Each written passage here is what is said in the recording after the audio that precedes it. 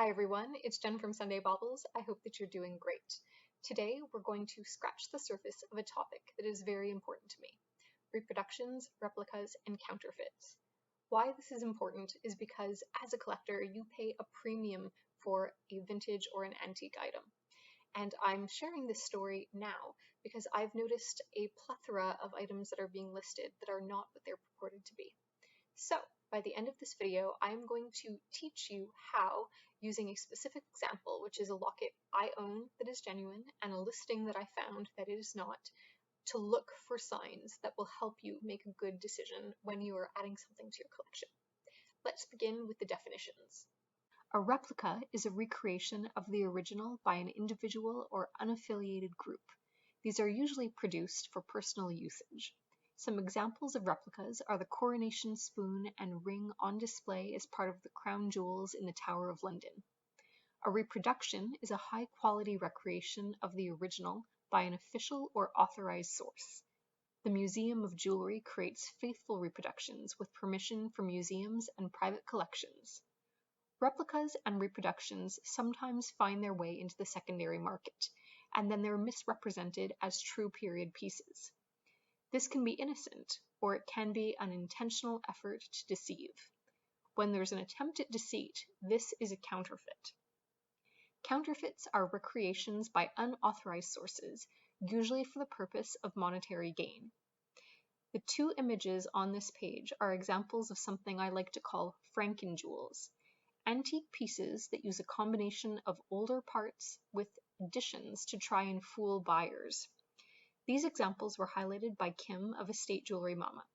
The mourning brooch has a skull center panel added to it.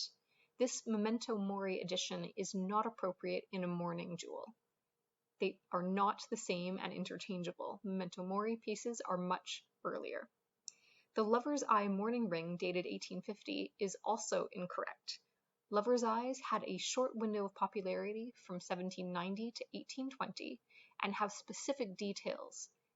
These do not belong in an 1850s mourning ring. It's simply wrong.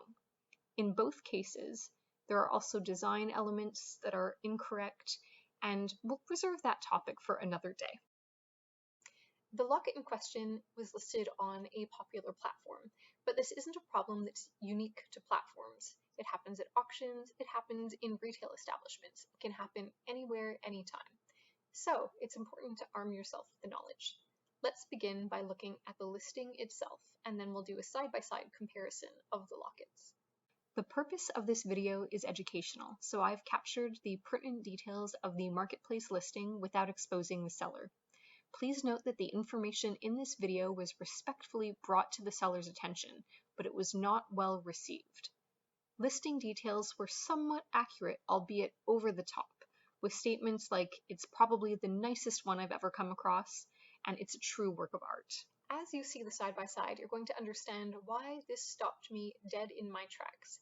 But before we do that, I do want to share a little bit of details about my precious little piece. So this is a slide locket. It is a special Art Nouveau locket, and they were designed sometimes with minimizing mirrors. Back then, it was important that women not make a lot of eye contact with men, but of course they were interested to see what they were doing. So at the theater or opera, what they would do is bring these little slide lockets with a minimizing mirror, and they would be able to peer and see what was happening all around them. So this is a very special piece that has some cultural history that is associated to it.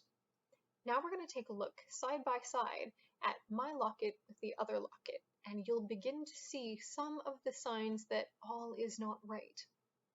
When looking at these lockets side by side, there's an obvious difference in detail and color. The right is our true antique locket, and it is a marked piece. The left is a replica, arguably a counterfeit. Let's take a closer look at the details of the putty to begin.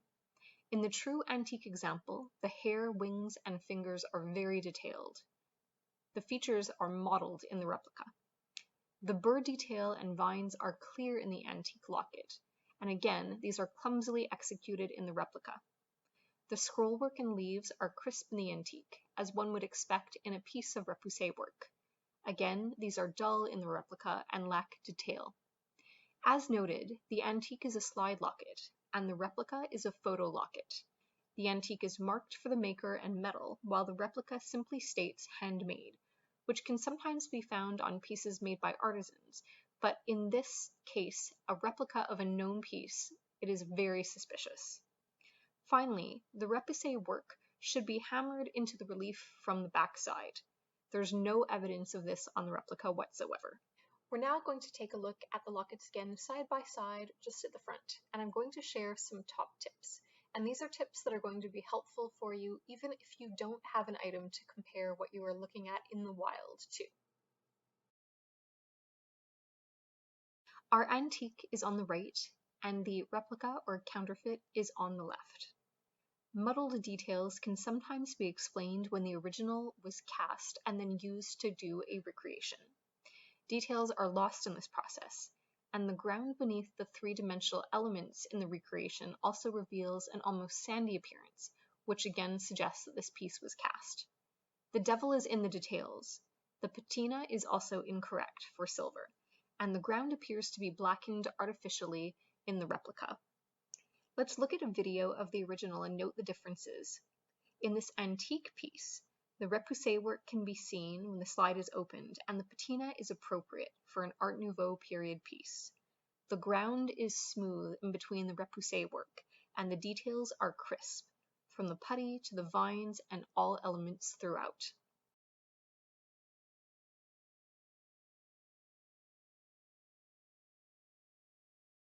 Replicas can be quite beautiful and a wonderful addition to your collection, but you should not be paying the same premiums for them as you would for an antique or a vintage piece.